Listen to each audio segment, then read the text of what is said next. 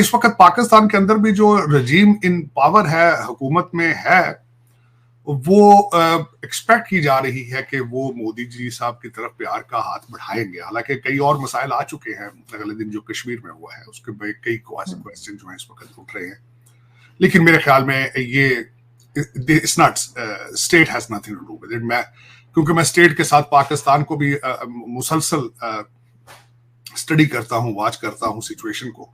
देखें, एलिमेंट हैं, पाकिस्तान खुद दहशतगर्दी का जो है वो विक्टिम है, चाहे वो किसी तरफ से भी हो। आप टीटीपी देख लें, दूसरे और बलूचिस्तान में आप देख लें, तो मैं नहीं समझता कि इसमें कोई स्टेट स्पॉन्सर एलिमेंट होगा जो कश्मीर में हुआ है, बल्कि my heart goes for the victims.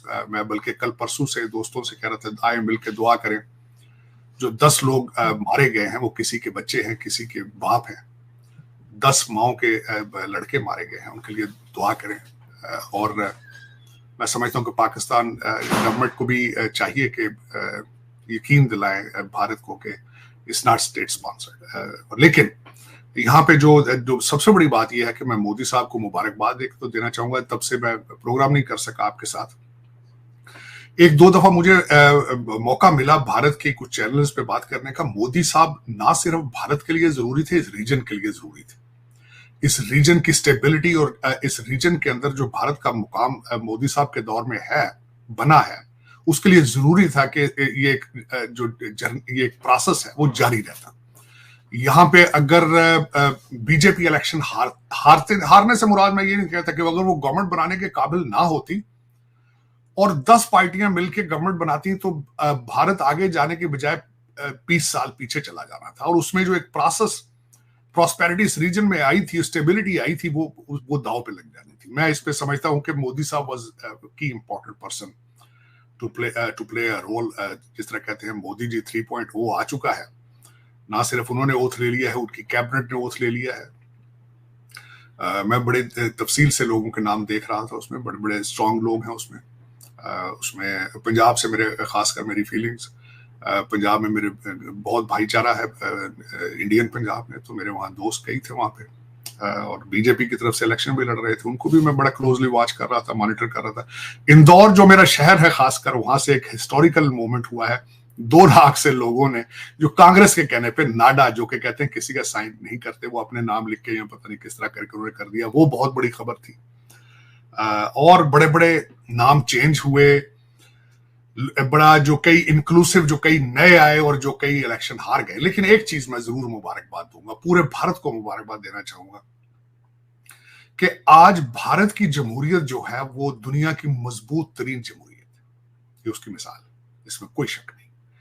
जो अपोजिशन और जो कुछ लिबरल मीडिया की जो आवाजें उड़ाते थे कि मोदी इलेक्ट्रिक वोटिंग मशीन और ये और वो, मैं समझता हूं कि इस वक्त अमेरिका से ज्यादा भारत की जमहूरियत स्ट्रांग नजर आ रही है। इसकी मुझे सबसे ज्यादा खुशी है कि जो एक प्रोसेस है, चाहे हम 76 से हम अलग हुए हैं, लेकिन हमारे पड़ोस में हमारे भाई जो हैं वो एक जमहूरियत को दे आर एंजॉयिंग इट। मैं उनको मुबारकबाद पेश करना चाहूंगा। और अगर जमहूरियत है वहां पे तो उनका फ्यूचर है, इसमें कोई शक नहीं है। क्योंकि उनकी आवाजें सुनी जा रही हैं, उनके मसाइल जो हैं वो अपनी असली जगह पे पहुंच रहे हैं। जो लेजिस्लेटिव असेंबली है वो उनकी मर्जी के मुताबिक आगे बिहेव करेगी, चाहे जिस तरह भी हो। यूपी के अंदर चेंजेस आई हैं और कई चेंजेस आई हैं, लेकिन मैं बहुत खुश हूँ। मेरे ख्याल में सेलिब्रेट करना चाहिए पूरे रीजन को कि जमहूरियत, डेमोक्रेसी स्ट्रांग इन इंडिया। एक तो मेरी ये फीलिंग्स थी, मैं चाह रहा था इस पे बात करूं। दूसरा, कई लोग बात करते हैं, जो मीडिया देखें जितने मुंह उतनी बातें। कुछ लोग कहते हैं अब गाड़ी के 3 ड्राइवर होंगे, मैं आ नहीं इस पे मानता। 2 उनके पास कैबिनेट की सीटें दी गई हैं, 1 सीट दी गई है। ज्यादातर कैबिनेट मेंबर जो है वो बीजेपी के ही होंगे।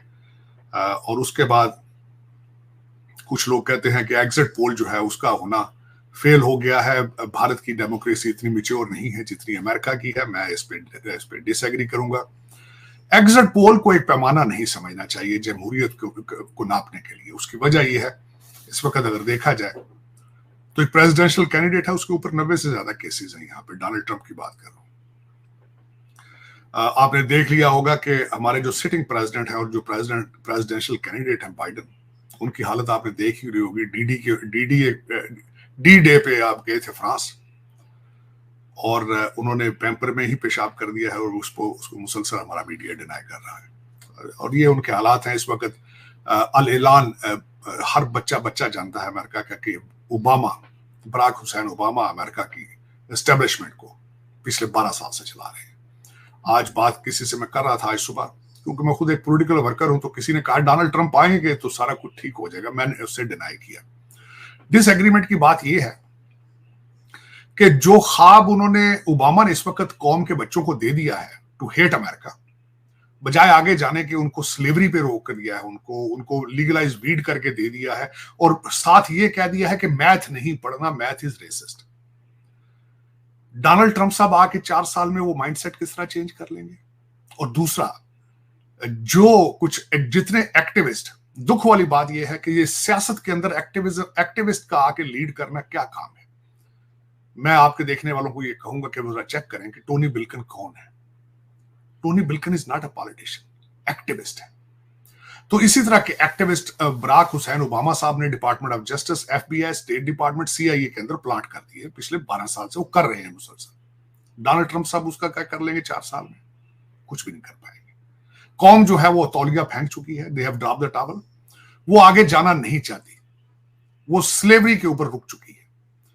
वॉशिंगटन DC के अंदर एक बहुत बड़ा एक मॉन्यूमेंट है, जेफरसन मेमोरियल, उसको गिराने की एक मूवमेंट शुरू हो चुकी है। जॉर्ज वॉशिंगटन, जिसको कहा जाता था कि अमेरिका का फादर है, उसको इस वक्त व्हाइट लिबरल और ब्लैक्स जो है उसको फादर ऑफ द नेशन कहने से इनकारी है। वो कहते हैं he was a slave owner. हालांकि उस वक्त हर दूसरा गोरा स्लेव ओनर था, बल्कि अगर हिस्ट्री देखी जाए तो यहाँ पे कई अफ्रीकन अमेरिकन काले भी थे जो स्लेव ओनर थे। उस वक्त का ट्रेड था।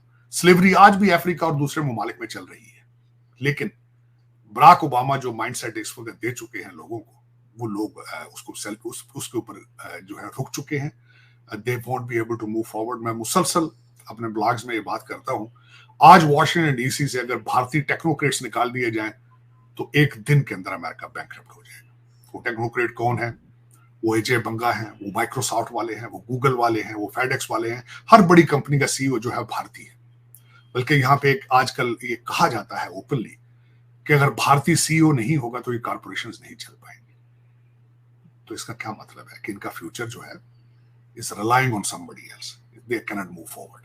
दुख से कह रहा हूं, क्योंकि उसकी वजह यह है कि मैंने 36 साल 36 ईयर्स अपनी किश्तियां जला कर आया था, और अपनी आंखों के सामने इस सारी बर्बादी देख रहा हूं।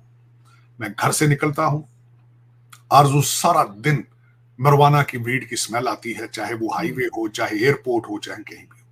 जहाज उनके दरवाजे खुल रहे हैं, गिरते फिर रहे हैं, ट्रेनें इनकी रुक रही हैं, कोई पूछने वाला नहीं। वर्क फ्रॉम होम आज तक चल रहा है।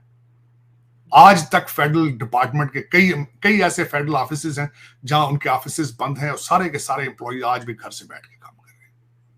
बल्कि नया ट्रेंड है कि अगर उनको कहा जाए कि दफ्तरों में वापस आए तो वो कहते हैं यू आर रेसिस्ट, हमें घर से काम करना है, और घर से काम नहीं होता। ये सारी दुनिया बिल्कुल। लेकिन उसमें देखें, इस वक्त अगर देखा जाए तो अमेरिका की सलामती के लिए सबसे बड़ा खतरा जो है रशिया और चाइना का अलायंस है, और वो अलायंस स्ट्रॉन्ग है। वो अपना नया फाइनेंशियल सिस्टम बनाने की तैयारियां कर रहे हैं। कर लेंगे तो ये खत्म हो जाएंगे, डॉलर सड़कों पे उड़ेंगे। ब्रिक्स जो है वो अपनी करेंसी बनाने के लिए तैयार है, वो बना लिया तो ये उठते फिरेंगे, इनके हालात खराब हो जाएंगे। दूसरा, जो पहले सुना जाता था पेट्रो डॉलर, क्योंकि डॉलर की ट्रेड, ऑयल की ट्रेड सारी डॉलर में होती थी, अब वो पेट्रो युआन के नारे लग रहे हैं। पहले जहां कैंप डेविड के अंदर कॉन्ट्रैक्ट होते थे, अब वो बीजिंग में हो रहे हैं। उसकी मिसाल सऊदी अरेबिया और ईरान की है। उसके बाद देखा जाए तो इस वक्त हमास और हिजबुल्लाह ये भी जाके मुलाकातें बीजिंग में कर रहे हैं। और यहाँ पे ना ओबामा साहब को परेशान है, और बाइडेन साहब का तो मैंने बताया है कि वो अगले दिन स्टेज पे चढ़े DD पे फ्रांस में, तो उन्होंने अपने पैम्पर के अंदर ही पेशाब कर दिया। उनके तो हालात ही है। तो देखें अब आने वाले दिन क्या लेकर आते हैं। इसमें एक चीज है, India strong, India will rise more stronger. Modi साहब आए हैं, वो इंडिया को नेक्स्ट लेवल पे लेके जाने की तैयारी पहले ही कर रहे थे, बल्कि वो 2027 2047 तक सोच रहे हैं। He is nationalist and I am glad कि he is in power again. मैं उनको भी मुबारकबाद देना चाहूंगा और हर किसी जो हमारे भारतीय दोस्त ने वोट डाला है, अब मैं उनको मुबारकबाद देना चाहूंगा कि आपकी वजह से जमहूरियत स्ट्रांग है उस रीजन के अंदर। काश मैं जहां आप बैठी हैं, जहां जो मेरा मादरे मुल्क मेरी मादरे मिल्लत है, वहां पे भी इसी तरह की जमहूरियत हो। मैं बल्कि ना सिर्फ मोदी साहब को, मैं राहुल गांधी को भी देखें, 3000 किलोमीटर वो पैदल चले हैं, जो उन्होंने जो वॉक की थी। कोई पाकिस्तान के अंदर कोई ऐसा लीडर है मौजूद जो 3000 किलोमीटर पैदल चल के देहातों में जाके उनके मसाइल को सुनने की ताकत रखता हो? हमारे ब्रिटिश एजेंट हैं, हमारे जितने इस फॉरेन रोलर हैं, वो लंदन से आते हैं, सोच भी नहीं सकते एयर कंडीशन कमरों से बाहर निकल सके।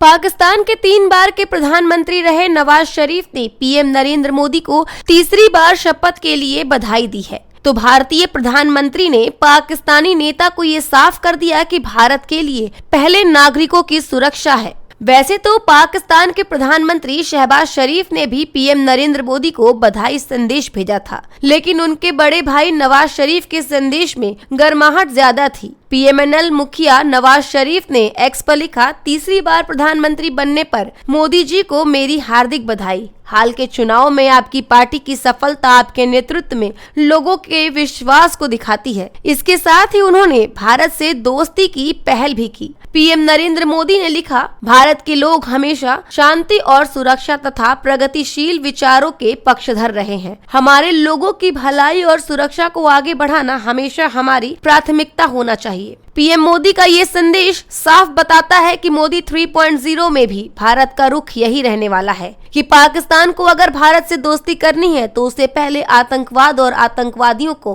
पालना बंद करना होगा। नवाज शरीफ के पीएम मोदी को संदेश दिए जाने के बाद पाकिस्तान में सोशल मीडिया पर बहस छिड़ गई है। नवाज के समर्थकों ने इसे एक राजनेता वाला कदम बताया, तो अन्य ने मौजूदा जमीनी हकीकत को नजरअंदाज करने के लिए उनकी आलोचना की। इसके पहले पाकिस्तान के प्रधानमंत्री शहबाज शरीफ ने अपने संक्षिप्त में लिखा, नरेंद्र मोदी को प्रधानमंत्री के रूप में शपथ लेने के लिए बधाई। इसके जवाब में पीएम मोदी ने भी सामान्य धन्यवाद दिया था।